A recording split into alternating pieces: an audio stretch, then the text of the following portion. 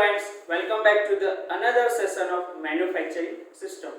Manufacturing system के अंदर आज हम डिस्कशन करने वाले हैं layout of FMS flexible manufacturing system के लेआउट के बारे में आज हम लोग डिस्कशन करने वाले हैं।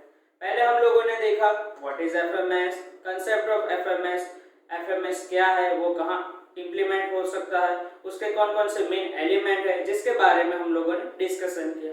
अब हम इस वीडियो के जरिए क्या डिस्कशन करने वाले हैं, लेआउट ऑफ एफएमएस, एफएमएस के कितने लेआउट है जिसके बारे में आज हम लोग डिस्कशन करने वाले हैं। तो यहाँ दिखाया गया है टाइप्स ऑफ एफएमएस लेआउट, हमारा कंटेंट है what is flexible manufacturing system, types of flexible manufacturing systems, layout, and last one is important question of the session.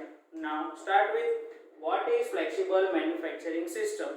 Again and again each and every video I have to explain what is flexible manufacturing system. What is flexible manufacturing system? Flexible manufacturing system है क्या, जिसके अंदर जितने भी work station है वो एक दूसरे के साथ ऑटोमेटेड मटेरियल हैंडलिंग के द्वारा कनेक्टेड होते हैं, एजीबी के द्वारा कनेक्टेड होते हैं और जिसका जो कंट्रोल है वो एक सेंट्रल कंप्यूटर के द्वारा होता है। ये जो सब सिस्टम्स है एक दूसरे के साथ कनेक्टेड होती है, फुल्ली ऑटोमेशन होता है, जिसको क्या बोलते हैं, फ्लेक्सिबल मैन्युफैक्चरिंग सिस्टम बोलते हैं। यहाँ उसका डायग्राम भी आप लोगों को दिखाया हुआ है। अब हम बात करते हैं types of FMS layout. FMS के कितने लेआउट है वो यहाँ आप लोगों को दिखाए गए। First one is inline layout, second one is loop layout, third is ladder layout, fourth is open fill layout, and last one is robot center layout। कितने टाइप्स है टोटल? 5 टाइप्स के लेआउट है एफएमएस के। एक एक करके हम सब के बारे में डिस्कशन करते हैं। फर्स्ट वन यहाँ हमको दिखाया गया है इनलाइन लेआउट। इनलाइन लेआउट में क्या होता है, यहाँ आपको फिगर में दिखाया गया है the machine and handling system are arrange in a line. एक लाइन के अंदर जो हमारी पूरी सिस्टम है वो अरेंज होती है। यहाँ लोड अनलोड का स्टेशन होता है और यहाँ से लेके यहाँ तक जो प्रोसेस है वो डायरेक्शन में जा रही है। उसके अंदर आप कहीं भी जो रुके तो हमारी पूरी सिस्टम है वो खराब हो जाती है, जिसके अंदर स्टॉप करना मना होता है। जहाँ से स्टार्ट किया वहां से जो खत्म हो सिस्टम तब तक हमारा प्रोडक्शन शुरू रहना चाहिए। वो क्या है, हमारी इनलाइन एफएमएस लेआउट सिस्टम है, जिसके अंदर क्या दिखाया गया है, in this system part progress from one workstation to the next workstation in a well defined path। एक जो पाथ हमारा डिसाइड किया हुआ है उसके ऊपर ही हमारी मैन्युफैक्चरिंग या तो प्रोडक्शन की जो सिस्टम है वो वर्क करती है।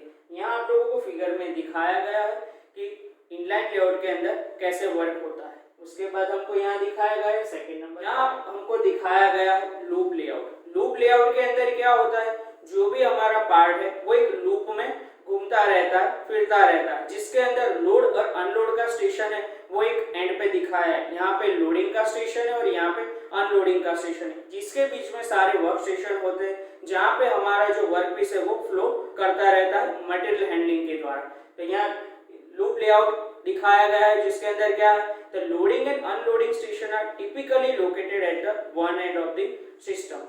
नाउ उसके बाद क्या दिखाया गया है, लेडर लेआउट। लेडर लेआउट के अंदर क्या होता है, loading and unloading station are typically at the same end. दोनों कहाँ होते हैं, जो यहाँ फिगर के जरिए आप लोग देख सकते हो, एक ही एंड पर लोडिंग का स्टेशन है और अनलोडिंग का स्टेशन है। यहाँ पर जो हमारा मटेरियल का फ्लो हो रहा है, वर्कपीस का जो फ्लो हो रहा है वो एक लेडर के फॉर्म में हो रहा है। इसके लिए इसको क्या नाम दिया हुआ है, लेडर लेआउट दिया गया है। उसके बाद दिखाया गया है हमको open field layout. Open field layout के अंदर क्या होता है, उसके अंदर भी लोडिंग और अनलोडिंग स्टेशन है वो एक एंड पर दिखाए गए। वो आप फिगर के जरिए देख सकते हो कि लोडिंग और अनलोडिंग एक ही जगह पे दिखाए हुए, जिसके अंदर जो भी पार्ट है वो हर एक वर्क स्टेशन से घूमता हुआ आ रहा है, जिसके अंदर कभी भी कोई भी वर्क स्टेशन बिगड़ जाए तो पूरी सिस्टम बंद हो जाती है। तो ओपन फील्ड लेआउट यहाँ आपको फिगर के जरिए बताया गया है, जिसके अंदर एजीबी कैसे मूव करता है, कौन कौन से वर्क स्टेशन जिसके अंदर आ रहे हैं वो सब यहाँ को दिखाया गया है।